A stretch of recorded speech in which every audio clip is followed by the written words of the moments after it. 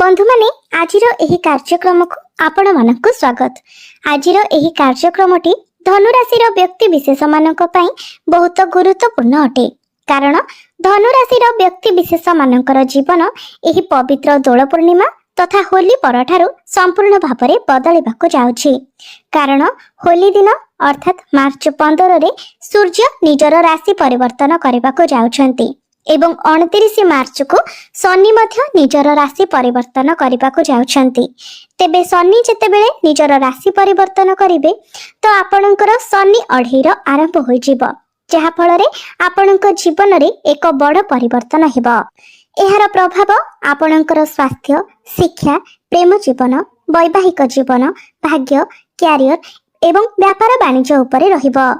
तेबे एहा परे आपणक जीवन रे केउ सब परिवर्तन हेबो एवं केउ सब बड़ घटना गुड़िक घटिबो से विषय रे जानिबा पई आपण माने भिडियोटी को स्किप न करी शेष पर्यंत निश्चय देखंतु।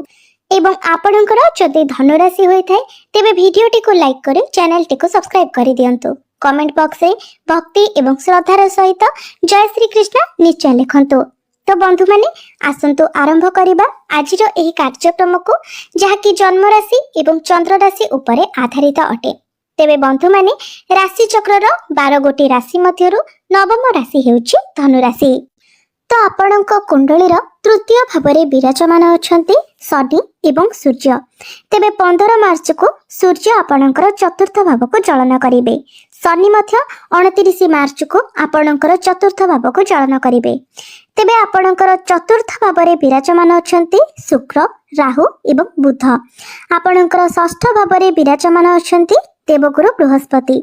सप्तम भावरे विराजमान अछंती मंगल एवं आपणकर दशम भावरे विराजमान अछंती केतु। तो सर्वप्रथमे आसंतु जानि नेबा आपणकर स्वास्थ्य किपरि रहिबो एही दोल पूर्णिमा परे। तो आपणकर कुंडलीर प्रथम भावटी होई थाए आपणकर स्वास्थ्यर भाव, इम्यूनिटी सिस्टम रो भाव एवं आपणकर प्रथम भावर अधिपति हेउचंती देवगुरु बृहस्पति, जे कि आपणकर षष्ठ भावरे विराजमान अछंती। तेबे षष्ठ भावटी को कुंडली रे भलो बोली माना जाय न थाए। तेबे गुरु जे पर्यंत आपणकर षष्ठ भावरे अछंती आपणको टिके आपणकर स्वास्थ्य प्रति ध्यान रखिबार अछि। आपणकर इम्यूनिटी सिस्टम टिके डाउन होइबो। लिवर, स्टोमक ए सबरे किछि प्रॉब्लम देखा दे पारे। डाइजेस्टिव सिस्टम रे टिके प्रॉब्लम देखा दे पारे एवं मोटापण बढ़िबा बेले मध्य समस्या देखा दे पारे।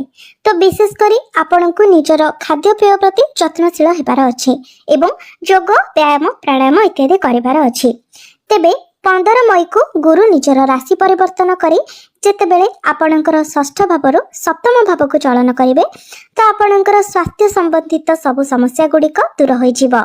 आपणकर स्वास्थ्य रे सुधार आसीबो। एबे आसंतु जानि नेबा विद्यार्थी मानक पई किपरि रहिबो एही दोल पूर्णिमा परर समय। तेबे बंधु माने कुंडलीर पंचम भावटी होई थाए आपणकर शिक्षार भाव। आपणकर पंचम भावर अधिपति हेउचंती मंगल, जे कि आपणकर सप्तम भावरे केंद्र रे विराजमान अछंती।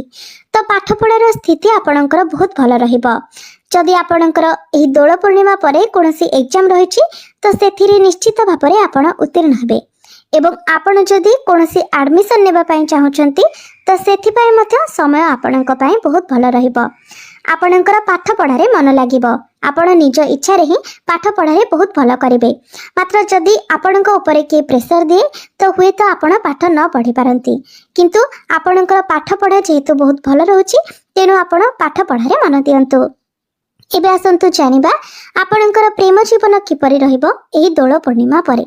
तो कुंडलीर पंचम भावटी आपणकर शिक्षार भाव हेबा सहित पंचम भावटी मध्य होई थाए आपणकर प्रेम जीवनर भाव एवं आपणकर पंचम भावर अधिपति हेउचंती मंगल, जे कि आपणकर सप्तम भावरे विराजमान अछंती एवं आपणकर प्रथम भावर अधिपति देवगुरु बृहस्पति आपणकर षष्ठ स्थान रे विराजमान अछंती।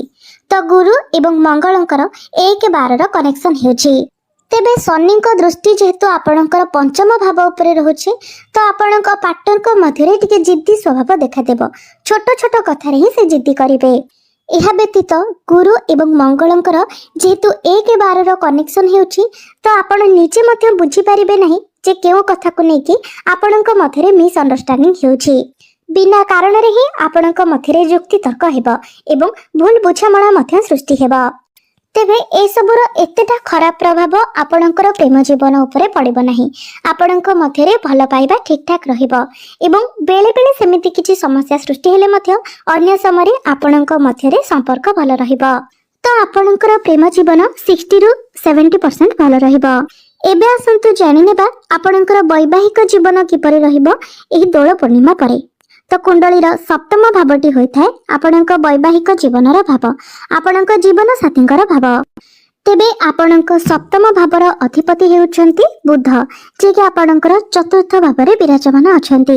तेबे आपण दुई जण मिसी जदि केवाडे बुलाबुली करि जिबा पई प्लानिंग करूथिले तो आपण एही दोल पूर्णिमा परे केवाडे बुलिबाकू जाई पारंती।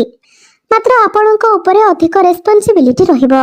आपण हुंतु किंबा आपणकर जीवन साथी हुंतु निजर क्यारियर को नेकी किंबा निजर परिवार को नेकी आपणक उपरे टिके रेस्पॉन्सिबिलिटी अधिक रहिबो। तेबे मंगल जेहेतु आपणकर सप्तम भावरे अछंती तो आपणकर जीवन साथींक मध्यरे आपण टिके एग्रेशन देखिबाकू पाई परिबे। मात्र वैवाहिक जीवन आपणकर बहुत भल रहिबो। आपणक मध्यरे भल पाइबा रहिबो एवं बुझामणा मध्य भल रहिबो। आपण दुई जण मिसी केवाडे बुलाबुली करबाकू जाई पारंती, किछि नुआ जिनिस आपण एक्सप्लोर करि पारंती। भाग्य दृष्टि जदि देखिबाकू जिबा तो कुंडलीर नवम भावटी होइथाय आपणकर भाग्यर भाव। आपणकर नवम भावर अर्थात भाग्य भावर अधिपति हेउछन्ति सूर्य, जे कि आपणकर तृतीय भावरे विराजमान अछन्ति एवं 15 मार्च को आपणकर चतुर्थ भाव को चलन करिवे। तो निश्चित भावरे दोल पूर्णिमा परे आपणकर भाग्य बहुत भल रहिबो। एही दोल पूर्णिमा परे आपण कोनोसी नूतन जिनिस किणाकिणी करि पारंती, कोनोसी मेसिन टाइप रो जिनिस आपण किनि पारंती, कोनोसी लग्जरियस जिनिस मध्य आपण किनि पारंती। निश्चित भाबरे एही दोल पूर्णिमा परे आपणको कोनोसी ना कोनोसी नूतन सुख सुविधा प्राप्ति हेबो। ताहा छोट हेउ किंबा बहुत बड़ हेउ, किंतु निश्चित भाबरे आपणको किछि सुखदायक जिनिस प्राप्ति हेबो। कारण सूर्य आपणकर चतुर्थ भावरे रही आपणकर एकादश भाव अर्थात लाभ स्थान को देखिबे, जहा फलरे आपणको भाग्य रे लाभ प्राप्ति हेबो। अल्प परिश्रम रे मध्य आपणको अधिक सफलता मिलिबो। जदि आपण एपरी कोनोसी भी कार्य करबाकू चाहुछंती जेउथिरे भाग्यर सपोर्ट अधिक दरकार हुए, जेमिति कि जदि आपण कोनोसी नूतन कार्यर आरंभ करबा पई चाहुछंती, आपणकर कोनोसी मीटिंग किंबा डील रहिछि, शेयर मार्केट स्टॉक मार्केट रे जदि आपण इन्वेस्टमेंट करबा पई चाहुछंती, कोनोसी भी नूतन जिनिस आपण किणाकिणी करबाकू चाहुछंती, तो ए सब प्रत्येक क्षेत्र रे आपणको आपणक भाग्यर साथ मिलिबो। एही दोल पूर्णिमा परे आपण कोनोसी शुभ मांगलिक कार्यर मध्य आयोजन करि पारंती।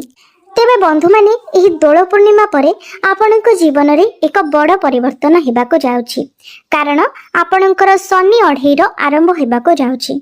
तो आपणक कुंडली रे जदि शनि उच्च स्थिति रे थांती, मित्र राशि रे थांती, स्व राशि रे थांती, तेबे शनि अढेई रे आपणको बहुत अधिक सफलता प्राप्ति हेबा। एही समय आपण रंकरु राजा मध्य बनि जाई पारंती। मात्र जदि आपणको कुंडली रे शनि नीच स्थिति रे थांती, पीड़ित अवस्था रे थांती, शत्रु गृह रे थांती, तेबे एही शनि अढेई आपणको पाई जंत्रणादायक होई पारे। आपणको बहुत किछि समस्या देई गति करबाको पड़े पारे। तेबे आम कुंडली रे शनिकर स्थिति आमर पूर्व जन्मर कर्म आधार रे ही रही थाए, कारण शनि हेउछन्ति कर्म फलदाता, न्यायदाता।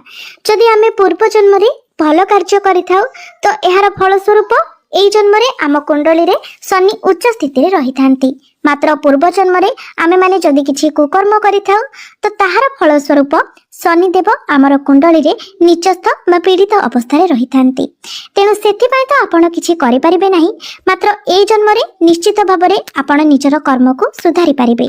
तो आपण सब बेले निजर कर्म को ठीक रखिबा पय चेष्टा करंतु, नचेत शनि अढेई बा शनि 7.5 मध्य रे आपण को अनेक गुडे समस्या देई गति करबाको पड़िबो। तेबे आपणको कुंडली रे शनि उच्चस्थ थांतु किंबा नीचस्थ थांतु, दुईटी जाक परिस्थिति रे किंतु आपणको ऊपर रेस्पॉन्सिबिलिटी अधिक रहिबो, दायित्व अधिक रहिबो, कार्यभार अधिक रहिबो। मात्र जो मानकर कुंडली रे शनि उच्चस्थ अछंती, रेस्पॉन्सिबिलिटी सहित आपणकर ग्रोथ मते हेबो, आपणकर इनकम बढ़िबो। मात्र जो मानकर कुंडली रे शनि नीचस्थ अछंती, सेमाननको ऊपर ऋण करजर भार बढ़ि जिवो एवं आपणकर आर्थिक स्थिति मध्य दुर्बल हेबाकू लागिबो। तो यह संपूर्ण रूप से आधारित अटे आपणकर जन्मकुंडली रे शनिकर स्थिति किपरि रहिछि। तेबे एही शनि अढ़ई मध्य आपण प्रॉपर्टी रे डील करि पारंती, कोनसी मेसिन आपण किणाकिणी करि पारंती। तो विशेष करी 29 मार्च परे आपण किछि नूतन जिनिस किणाकिणी करि पारंती, कोनसी नूतन जिनिस रे आपण डील करि पारंती। लुहा, मेसिन, इलेक्ट्रोनिक्स जिनिस, जानवाहन, प्रॉपर्टी ए सब विषय रे आपण भाबी पारंती। ए सब रे आपण डील मध्य करि पारंती। तो क्यारियर कथा जति हेबा तो कुंडलीर दशम भावटी होइथाय आपणकर क्यारियर भाव, कार्य क्षेत्रर भाव। तेबे आपणकर दशम भावर अधिपति हेउछंती बुध, जे कि आपणकर चतुर्थ भावरे विराजमान अछंती एवं आपणकर दशम भावरे विराजमान अछंती केतु। शुक्र एवं बुध दुईटी शुभ ग्रहंकर दृष्टि आपणकर दशम भाव उपरे रहुछि, जहा फଳରେ एही दोल पूर्णिमा परे आपणकर क्यारियर बहुत भल रहिबो। कार्य क्षेत्र रे एही दोल पूर्णिमा परे आपणकर प्रमोशन होई पारे, आपणको मान सम्मान मिली पारे एवं आपणकर कम्युनिकेशन स्किल्स मध्य बहुत भल रहिबो। आपणकर काम करिवार शैली बहुत भल रहिबो। आपण नुआ नुआ जिनिस सब शिखिबे, किछि नुआ लोकंक सहित आपण मिलामिशा करि पारंती। जदि आपण किछि टार्गेट बेस काम करूछंती तो सेथि पई मध्य समय आपणकर बहुत भल रहिबो। एवं जो मानक निकटरे कोनोसी चाकरी बाकरी नहीं, आपण चाकरी पई प्रिपेयर हेउछंती तो आपणको चाकरी मिलिबार मध्य बहुत अधिक संभावना रहछि, सेति पई आपण निजर चेष्टा जारी रखंतु। तो जो माने बिजनेस करूछंती सेमाननको पई मध्य दोल पूर्णिमा परर समय बहुत भल रहिबो, कारण बुध एवं शुक्र आपणकर केंद्र रे विराजमान अछंती, जहा फଳରେ आपणकर फाइनेंशियल ग्रोथ हेबो। आपणकर बिजनेस रे आपण बहुत अधिक उन्नति करिवे, बिजनेस रे आपणको प्रॉफिट मिलिबो, आपणकर इनकम बढ़िबो। तो एबे आसंतु जानि नेबा किछि प्रतिकार विषय रे, जे प्रतिकार गुडिक करिबा तरा आपणकर जहा भी किछि अशुभत्व रहउछि से सब आपणकर खंडन होई जिवो एवं आपणको अधिक शुभत्व प्राप्ति होई पारिबो।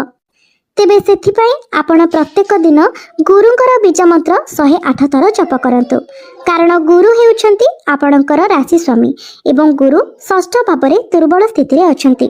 सेथिपाई गुरुंकर प्रतिकार स्वरूप आपण प्रत्येक दिन गुरुंकर बीज मंत्र 108 थर जप करंतु। एवं जदि आपणक कुंडली रे शनि नीचस्थ अछंती किंबा दुर्बल स्थिति रे अछंती तो प्रत्येक शनिवार दिन आपण किछि कला वस्तुर दान करंतु। प्रत्येक दिन आपण उदित सूर्य को जलार्घ्य अर्पण करंतु एवं प्रत्येक दिन ओम नमः शिवाय मंत्र 108 थर जप करंतु।